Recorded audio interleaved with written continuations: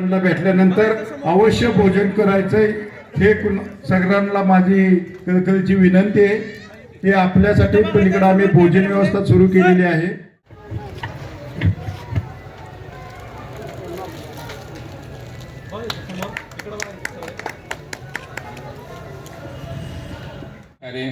काम केलेलं आहे।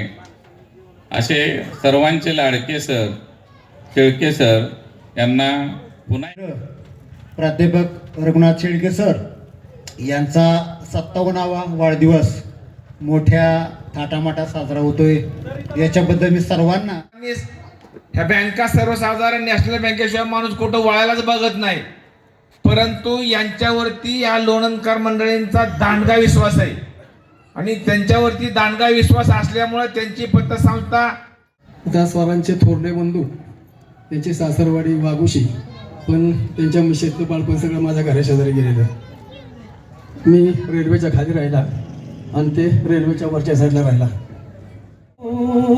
प्यार बिना अकेला मजबूर, दोस्ती है भाई तो सब दुख दूर, दोस्ती है भाई तो सब दुख दूर, कोई कहे ठोकर खाए मेरे संग आए के पग पग दीप जलाए। राग येत असतो, एखादं मनाविरुद्ध काम झालं की आपण चिडतो, चिडचिड करतो, वेडवाकडं बोलतो, पण माझ्या माहितीप्रमाणे शेळके सरांचा हा गुण आपण घेण्यासारखा आहे की ही व्यक्ती कधी रागवली नाही, कधी वेडवाकडं बोललेली नाही आणि अशा या व्यक्तीचा स्वभाव आपण स्वीकारलं तर आपण स्वजीवनामध्ये काय प्राप्त करू शकतो। या पद्धतीचं हे हरवणारे असं व्यक्तिमत्व शैक्षणिक क्षेत्रामध्ये सुंदर काम करतायत।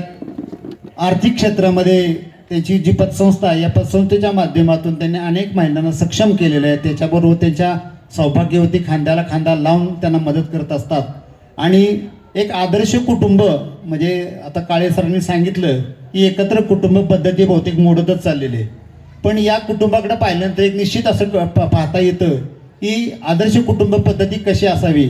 माझे भाऊ, माझे पुतणे, माझे पुतण्या हे कुटुंब बरोबर माझ्या प्रगतीला बरोबर खांद्याला खांदा लावून प्रगती कशी करेल अशा तळमळीनं काम करणार हे व्यक्तिमत्व जे कुठं नडेल आमच्या समाजातील लोकांना सरांचं बहुतेक भरपूर सहकार्य असतं। आमच्या किशोर पवारांनी सरांच्यापाशी तक्रार करणार नाही आणि सरांनी त्याला कधी नकार दिला आहे असं मला कधी वाटत नाही। कुठं जे आपण म्हणतो जे कारण दिले गांधी त्याशी म्हणे जॉपले, तो जे साधू ओळखावा देव ते त्याशी जाणावा, त्या पद्धतीनं सरांचं किंवा अण्णांचं जीवन आपण बघतो की समाजाच्या प्रती धावून जाणारे हे दोन्ही व्यक्तिमत्व त्यांना परमेश्वरानं दीर्घ आयुष्य द्यावं, त्यांच्या हातून समाजाची अशीच सेवा घडत जावी। तसं पाहिलं तर जयवंत आणि दीपक ना नफा ना तोटा या तत्वावर टूर्स काढत असतात आणि सेवा करताना अशा पद्धतीची सेवा देतात की कुठंही कोणालाही कसला त्रास होणार नाही।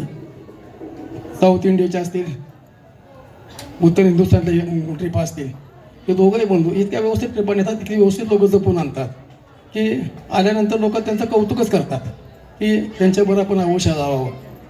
आणि त्यावर उपस्थित आजच्या सत्कार मूर्ती की ज्यांचा आज वाढदिवस आहे ते माननीय श्री रघुनाथ शेळके सर यांच्या वाढदिवस सोहळ्यानिमित्ताने आपण सर्वजण मोठ्या संख्येने जमलेलो आहोत। येथे माझ्यापेक्षा वयाने, अनुभवाने, कर्तृत्वाने मोठे असलेले मान्यवर सरांना शुभेच्छा देण्यासाठी जमलेले आहेत।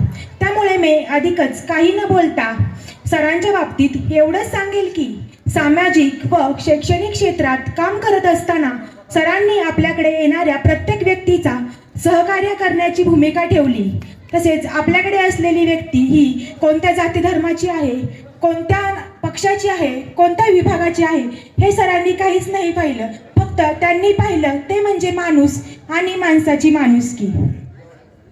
खरा वाढदिवस म्हणजे काय ह्याचा एक तुम्हाला मी प्रसंग सांगते की BBC वर्ल्डच्या एका कार्यक्रमामध्ये तमाम VIP गेस्ट 57वा वाढदिवस आहे। वाढदिवसाचं औचित्य साधून त्या दिवशी त्यांनी एक नवीन संकुलन बांधले, सैनिक संकुलन। त्याची आज वास्तुशांती सुद्धा आहे आणि हा दुहेरी संगम गाठून त्यांनी आज हा कार्यक्रम एकत्रित केलाय। आता सरांच्या बद्दल बोलायचं म्हटलं तर अनेक शिक्षकांनी आणि त्यांच्या सहकारी मित्रांनी त्यांच्याबद्दल बऱ्याच काय गोष्टी सांगितल्या, परंतु त्यातल्या बऱ्याच गोष्टी अशा आहेत की मी जे बोलणार होतो ते आता मला वाटतं सर बोलून गेले की ते रागावलेले कधी आठवतच नाही.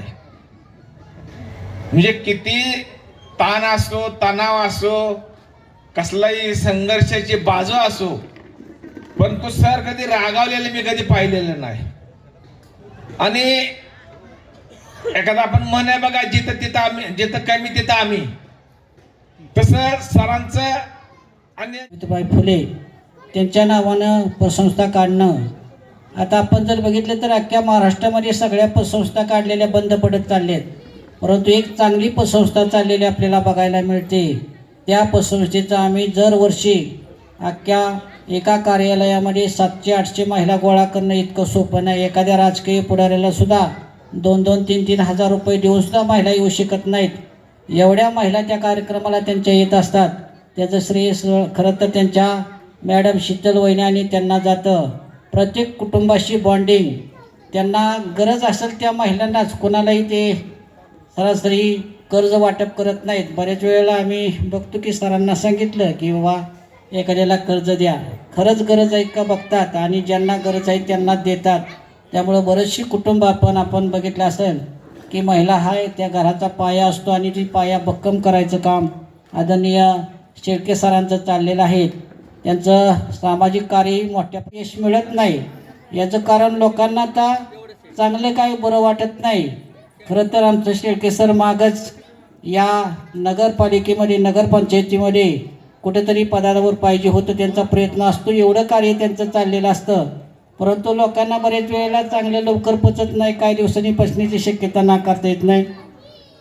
त्यांचं आता 1 वर्ष झाल्यानंतर फुल टाईम ते समाजसेवेमध्ये घालवतील, महिलांच्या कामामध्ये घालवतील. ते खरं तर आमचा त्यांचा बऱ्याच वर्षापासूनचा संबंध आहे. एवढा शिकलेला, बी पॉझिटिव्ह, अगदी बऱ्याच वेळेला सकारात्मक ते असतात. मी सरदार वल्लभभाईला मुख्याध्यापक असताना बऱ्याच वेळेला आमचा अगोदरचा संबंध असल्यामुळं सरांना सांगितलं की सर तुम्ही लवकर येत जा. सरांनी एकही दिवस उशीर केला नाही. वहिनींचा मला मध्ये आधी फोन झाले की सर तुमच्यामुळं आमचं सर बिघडले तर या, इतकं वेळेवर जात आहेत, परंतु कामामध्ये कुठल्याही प्रकारची कुचराई न करता बी पॉझिटिव्ह. शेतीशाळेमध्ये आम्ही सर्व्हिसला